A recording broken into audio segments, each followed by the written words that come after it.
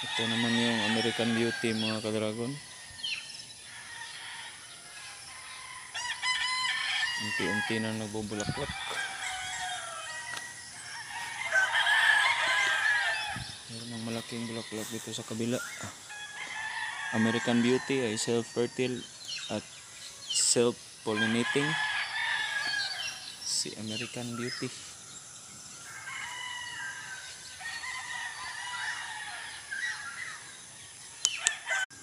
Ito naman yung ating Laverne Red. Meron ng bunga. Tignan natin kung malaki ba talaga yung bunga nito mga ka-dragon, no? Meron pa akong nakita ang ibang bulaklak dito.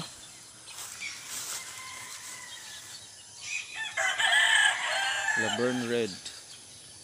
Self-sterile. Kailangan nating i-cross pollinate.